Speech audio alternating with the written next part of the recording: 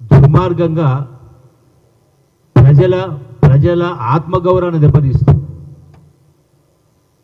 మీ అహంకారం ఉంది కదా, అహంకారంతోటే కదా 10 సంవత్సరాలు ముఖ్యమంత్రి ఉండి ఒక్కసారి కూడా డాక్టర్ అంబేద్కర్ గారి విగ్రహానికి పూలమాల వేయలే. మీ అహంకారంతోటే కదా. ఏ ఒక్కరోజు కూడా అమరవీరుల కుటుంబాలు ఒకరింటికి పోయి పరామర్శించలే. ఈ అహంకారం డబ్బుతోటే కదా తెలంగాణ రాష్ట్రాన్ని ఇచ్చినటువంటి కాంగ్రెస్ పార్టీ, తెలంగాణ రాష్ట్రాన్ని ఇచ్చినటువంటి సోనియా గాంధీ కాంగ్రెస్ పార్టీ యొక్క శాసనసభను కొనుగోలు చేసేది అహంకారంతోటే కదా. ఈ అహంకారంతోటే కదా, నీ అహంకారంతోటే కదా మంత్రులు పోయినా గేట్లు తెరవండి. ఈ అహంకారంతోటే కదా ప్రతిపక్ష పార్టీలను కూడా కలిసేటువంటి పద్ధతి లేకుండా డబ్బు అహంకారమే కదా, అధికార మదంతోటే కదా ఆయన మేనేజ్ చేసుకుంటే గెలుస్తుండే. ఆ కర్మ గతి నాకు పట్టలే. అడ్డగోలుగా డబ్బులు సంపాదించి, కోట్ల రూపాయల డబ్బులు సంపాదించి అవినీతి కార్యక్రమం చేసి నేను చెప్తా ఉన్నా. ఇప్పుడు నా కాలి గోటికి సరిపోరు. మీ దగ్గర వేల కోట్లు ఉండొచ్చు, పదవులు ఉండొచ్చు, నా కాలి గోటికి సరిపోరు అని చెప్తా ఉన్నా. ఇప్పుడు చెప్తా ఉన్నాను. ఎవడొస్తాడో, నీ వస్తావా, నీ కొడుకు వస్తాడా, నీ అల్లుడు వస్తాడా, రా, ఏ చర్చకి వస్తారా, ఏ విషయంలో మీరు గొప్పోళ్ళు, ఏ విషయంలో గొప్పోళ్ళు? అవినీతి సంపాదనలా, అక్రమార్జనలా, మాటలు మార్చడంలా, మాట నిలబెట్టుకోవడం వలన ఎందులో సాటి వస్తారు మీరు? ఏ ఒక్క విషయంలో కూడా నన్ను వేలు పెట్టి చూపించేటువంటి హక్కు, నైతిక అర్హత మీకు లేదు. తెలంగాణ ఉద్యమంలో అహంకారంతోటే కదా ధర్నా చౌకును అది ఇందిరా పార్క్ దగ్గర ఎత్తేస్తారు. తెలంగాణ ఉద్యమంలో పాల్గొని మీరు సహకరించండి. కమ్యూనిస్టు పార్టీ తూకపాట్లు అంటావు. అహంకారంతో కాదా, డబ్బు మదంతో కాదా? సోనియా గాంధీ ఆనాడు తెలంగాణ ఇచ్చే సందర్భంలో సోనియా గాంధీని ఆనాడేమో కృతజ్ఞతలు చెప్పినావు. కానీ ఇక్కడికి వచ్చి అధికారానికి వచ్చిన తర్వాత కాంగ్రెస్ పార్టీని లేకుండా చేయాలని ప్రయత్నం చేసినావు. నేను నుంచి అవుతుందా? ఎన్నిక రుజువు అవుతుంది. ప్రజలు ఆల్రెడీ ప్రజలు నిర్ణయానికి రావడం జరిగింది. నువ్వు మేనిఫెస్టో అంటావు. మేనిఫెస్టోకి సంబంధించి ఏం మాట్లాడినావు గతంలో 2014 ఎన్నికల సందర్భంలో మేనిఫెస్టో గురించి? మేము ఇలాంటి మేనిఫెస్టోలు కావు మావి, అట్లాంటివి ఇట్లాంటివి కాదు. మేము మేనిఫెస్టో అంటే భగవద్గీత, ఖురాను, బైబిల్ అని మాట్లాడినాం. ఏమైంది? ఆ మేనిఫెస్టోలే మళ్ళీ ఈ మేనిఫెస్టో అన్నీ నీ మేనిఫెస్టోలే కదా. మళ్ళీ ఏమైంది? భగవద్గీత, ఖురాను, బైబిల్ అయినప్పుడు ఎక్కడ పోయింది దళితులకు 3 ఎకరాల భూమి? ఎక్కడ పోయింది నిరుద్యోగ భృతి 3000 రూపాయలు? ఎక్కడ పోయింది డబుల్ బెడ్రూమ్లు?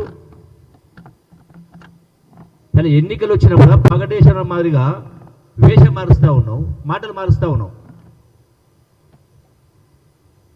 నిజాయితీలైనా ప్రజాస్వామ్య విషయంలో అయినా ఇలా మాట్లాడతారు కొందరు. కేటీఆర్ కూడా మాట్లాడతాడు.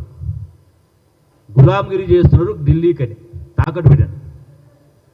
మీ ప్రగతి భవన్, బానిస భవన్ కంటే ఆడ ఎవరిపైనా కలిసే అవకాశం ఉంది. అంటే ఇంత పెద్ద భారతదేశానికి 29 రాష్ట్రాల భారతదేశానికి ఆ రాష్ట్ర పార్టీ అధ్యక్షుడైనా, ఆ దేశ పార్టీ అధ్యక్షుడైనా సోనియా గాంధీ గారినైనా ఇంకోరైనా కలిసే అవకాశం ఉంది, రిపీట్ అయ్యే అవకాశం ఉంది. నీ దగ్గర మంత్రులు పోయినా ఇంకోటి పోయినా గేట్లు కూడా తెరవరు, అవమానిస్తారు. అంటే అవసరానికి వాడుకోవడం, తర్వాత తీసేయడం.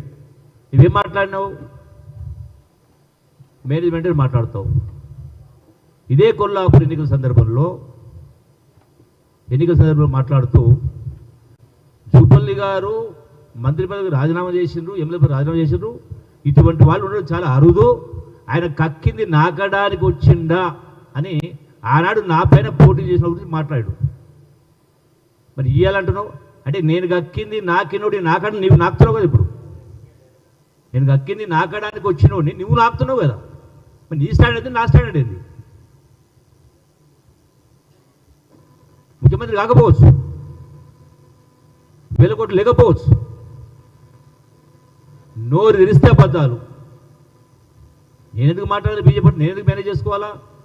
ప్రజల పక్షంలో ఉన్నాం, ప్రజలు పనిచేస్తూ ఉన్నాం. ప్రజలు ఆశ ఉంటే గెలుస్తారు, రేటు కొడతారు. మరి నీ బిడ్డ కవిత అంటే మేనేజ్ చేయలేకనే ఓడిపోయిందా? ఓడిపోలేదా? నీవు ఓడిపోలేదా? మొత్తం టోటల్ రాష్ట్రం మొత్తం కూడా ఆనాడు తెలుగుదేశం గాలి వీస్తూ ఉంటే సుమారుగా 220 మందికి గెలిస్తే మరి నువ్వెందుకు ఓడిపోయినావు? ఎంపీ వినోద్ గారు ఓడిపోలేదా? అరే గెలుపు ఓటలు సహజం. మరి మీరు ఇచ్చిన వాళ్ళందరూ గెలిచినరా? ఇంత ఉద్యమం చేసిన అంత ఉద్యమం చేసినట్టున్నారు. మరి 42 టికెట్లు ఇస్తే మీరు గెలిచి 25, తర్వాత మళ్ళీ కనిపిస్తే గెలిచి 11. ఎందుకంటే చిత్తశుద్ధి నిజాయితీలో నమ్మకం లేదు. ముఖ్యమంత్రి కేసీఆర్ గారి పైన ప్రజలకు విశ్వాసం పోయింది. అంటే ఎందుకు పోయిందంటే మాట మనిషి కాదు, ఏ మాట పైన నిలబడడు, చెప్పేది ఒకటి చేసేది ఒకటి, నువ్వు తెస్తే అబద్ధాలు. ఎన్నో సందర్భాలు గతంలో కూడా సాక్ష్యం నిరంజన్ రెడ్డి, సాక్ష్యం హరీష్ రావు తెలంగాణ ఉద్యమంలో 98 జీవో శ్రీశైలం నిర్వాసుల గురించి తెలంగాణ రాష్ట్రం వస్తే ప్రభుత్వం అందరికి ఉద్యోగాలు ఇస్తారని మాట్లాడింది. అదే పాలమూరు రంగారెడ్డి ఎత్తిపోతల పథకంలో భాగంగా ఆనాడు పబ్లిక్ మీటింగ్లో భూపతి మాట్లాడుతూ ఇంటికి 2 ఉద్యోగాలు ఇస్తున్నాడు పాలమూరు ప్రాజెక్టులో నిర్వాసితులు. ఆ సందర్భంలో మేము మాట్లాడినాం, ఈ అంశము తీవ్రమైన అంశము, వాళ్ళ ఉద్యోగాలు ఇస్తామని చెప్పిండ్రు, ఇవ్వాలంటే అట్టట్టిస్తారంటే 30 సంవత్సరాల తర్వాత. అరే మీరే కదా తెలంగాణ ఉద్యమంలో జోగులాంబ టెంపుల్కి వెళ్ళి పాదయాత్రలో మాట్లాడింది, మీరే కదా మాట్లాడితే నేను ఎప్పుడు మాట్లాడినా? అంటే మాటలకు విలువ లేదు. ఏదో రకంగా తిమ్మిని బొమ్మి చేసి 4 మాటలు మాట్లాడి ప్రజలు మభ్యపెట్టే కార్యక్రమం చేస్తూ ఉన్నారు.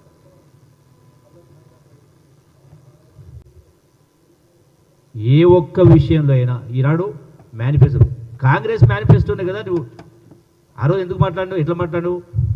రైతు బంధు 15,000 రూపాయలు ఇస్తామని కాంగ్రెస్ పార్టీ మేనిఫెస్టో ప్రకటించడం జరిగింది ఆ 6 గ్యారెంటీస్లో. అట్లాగే 4,000 రూపాయలు పెన్షన్ పెంచుతామని చెప్పడం జరిగింది. అంటే ఇలా అధికారం రావడం కోసం నేను 1,000 ఎక్కువ ఇస్తా ఉంటాను. అరే హరాజు పడుతున్నావు, నువ్వు హరాజు పడుతున్నట్టే కదా. అంటే ప్రజల జీవితాలతోటి మభ్య పెడుతూ పెట్టడం కోసం మరి ఇన్నాళ్ళు ఎందుకేలే? కాంగ్రెస్ పార్టీ చెప్పినా నువ్వెందుకు చెప్తున్నావు? నువ్వు ముందు ఎందుకు చెప్పలే? తెలంగాణ రాష్ట్రం ధనిక రాష్ట్రం కదా, మీ మాటల్లో ఎందుకు చేయలేకపోయినావు?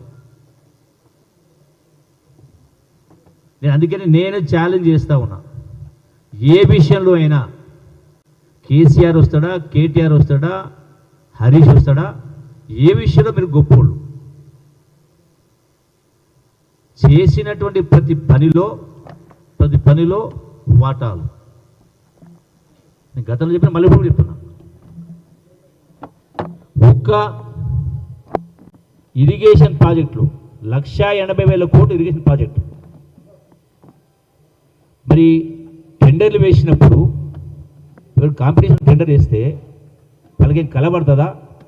అందరూ కూడా 0.1%, 0.2, 0.3, 0.4 ప్లస్ ఆర్ ఎక్సెస్. అంటే కూడబలుకొని కాదా, ప్రగతి పనులు కాదా నిర్ణయించింది? ఈ రోజున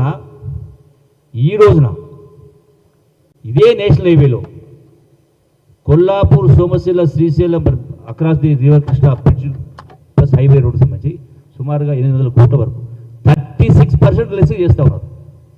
ఇరిగేషన్లో కాలువలైనా రిజర్వాయర్లైనా ఓన్లీ మట్టి పని తోవడమే. గతంలో 56% లెస్ చేసారు.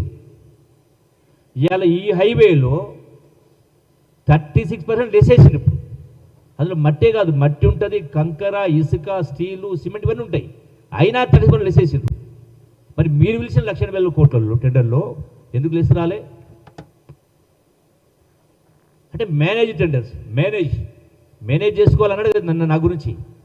కొల్లాపూర్లో ఒక అభ్యర్థిని, ఎవరు అభ్యర్థి? బీజేపీ క్యాండిడేట్ నేను మేనేజ్ చేసుకోవాలంట. ఇప్పుడు ఆయన బీజేపీ క్యాండిడేటే, అప్పుడు బీజేపీ క్యాండిడేటే, నేను మేనేజ్ చేసుకోవాలట. అంటే మీకు ఇదే అలవాటు, మీ పని మీరు చేయరు, నిజాయితీగా పని చేయరు, ప్రజాస్వామ్యాన్ని కూని చేస్తారు, అవహేళన చేస్తారు, అపహాస్యం చేస్తారు, అవమానం చేస్తారు. మేనేజ్మెంట్ చేసుకోవాలా? ఈ మేనేజ్మెంట్ ఇప్పటికి కూడా ఎవరైతే కాంగ్రెస్ పార్టీ టికెట్ రావో మీకు డబ్బులు ఇస్తాం, మీరు రాండి, మీకు పదవులు ఇస్తాం, మీకు ఎమ్మెల్సీ ఇస్తాం, రాజ్యసభలు ఇస్తాం అని మేనేజ్మెంట్. దీనికోసమే తెలంగాణ తెచ్చుకున్నది. ఏం రోగం? చక్కగా పాలించవచ్చు కదా, నిజాయితీగా పాలించవచ్చు కదా, ప్రజాస్వామ్య పద్ధతులు పాలించవచ్చు కదా, చేత కదా. అందుకే నేను విజ్ఞప్తి చేస్తా ఉన్నా ప్రజానికానికి, ఈ కేసీఆర్ మాటల్ని, ఈ బీఆర్ఎస్ పార్టీని నమ్మొద్దు, మళ్ళొకసారి మోసపోవద్దు. చాలు, ఇప్పటికే 2 పర్యాయాలు అవకాశం ఇచ్చింది. ఈ పర్యాయం తెలంగాణ ఇచ్చినటువంటి కాంగ్రెస్ పార్టీ, తెలంగాణ ఇచ్చినటువంటి సోనియా గాంధీ రుణం తీర్చుకోవాలి. మాట మనిషి కాదు. ఇలా హరాజు పాడినట్టుగా కాంగ్రెస్ పార్టీ 15,000 ఇస్తాను, నేను 16,000 ఇస్తా, వాళ్ళ పెన్షన్ 4,000, 5,000 ఇస్తా. ఎవరు నమ్ముతాడు? ఎందుకు నమ్ముతాడు? మీరు పెట్టిన స్కీమ్స్నే ఇలా పెట్టి నీకు దళిత బంధు ఇస్తున్నావా? ఇవ్వగలిగినవా? అంటే కేవలం ఒక వ్యక్తిని ఓడించడం కోసం హుజూరాబాద్లో 2,000 కోట్ల రూపాయల దళిత బంధు ఇచ్చినావు. అక్కడ 20,000 కుటుంబాలకు 60,000 ఓట్లు ఇచ్చినావు.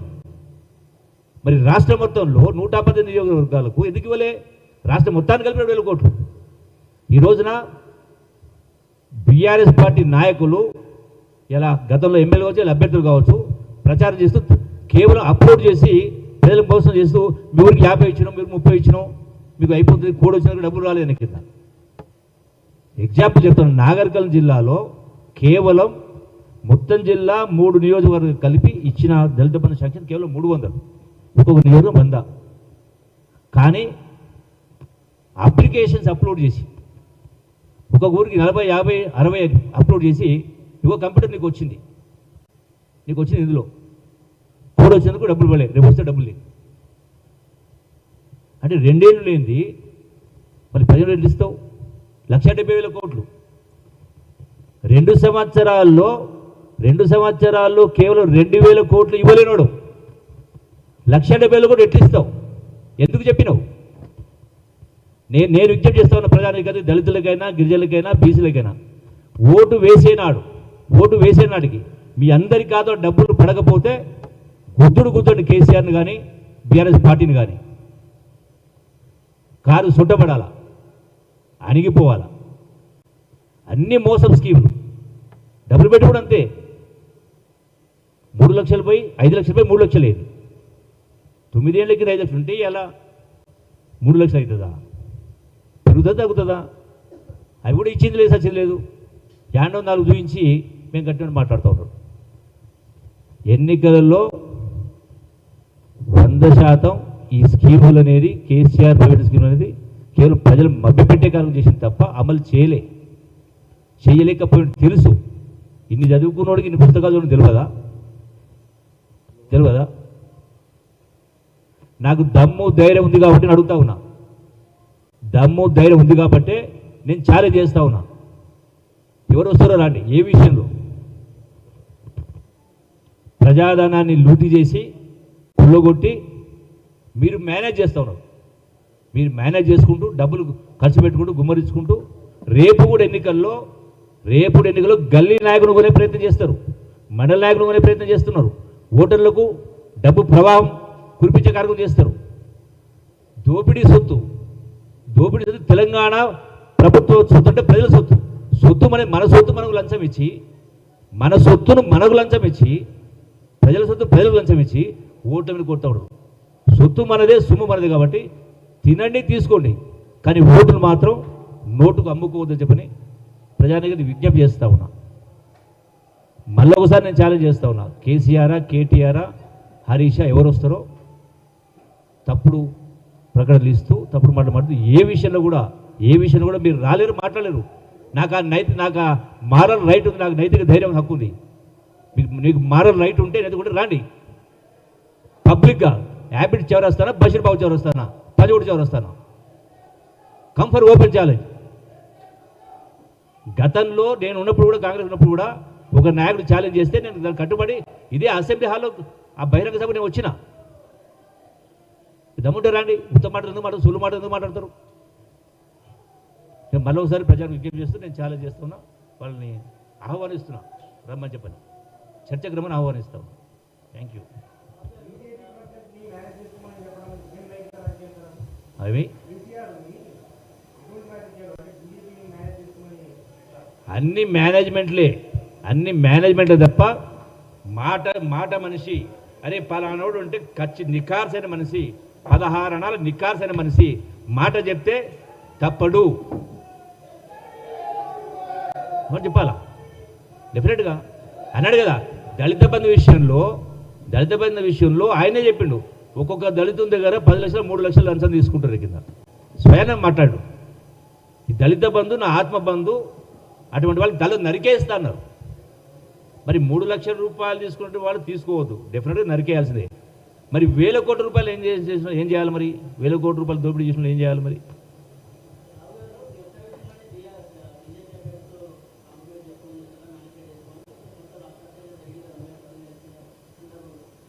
అదేటమ్మా, మేనేజ్ చేసుకుని నేను చెప్తే జూపల్లి గారు అహంకారంతో నేను చెప్తే ఆయనతో మాట్లాడాను. ఎవరైనా నేనెందుకు మాట్లాడాలి? ఆయన బీజేపీ అభ్యర్థి పోటీ చేస్తున్నాడు అంటే లోపాయి గారు ఒప్పందం చేసుకోవాలా? మీకు అలవాటు అది, చాలా చోట్ల జరిగేది. మనం చూస్తలేమా? అదే పని. వీళ్ళ గెలుపంతా ఇటువంటి గెలుపులే తప్ప నిజాయితీ గెలుపులు కాదు. Thank you.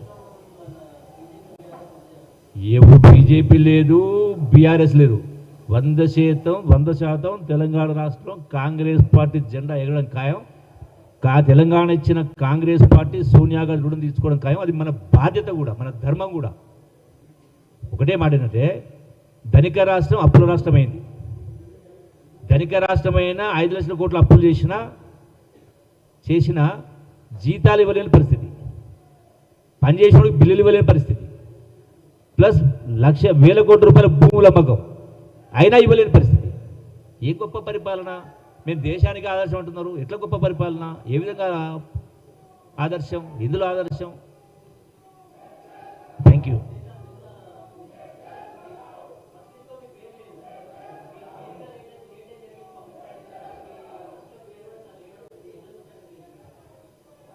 లిస్ట్లో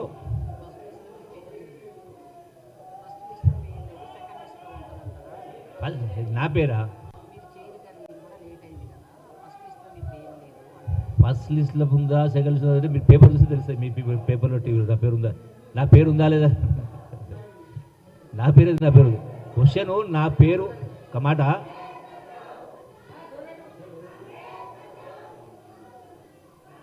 ఇంకొకటి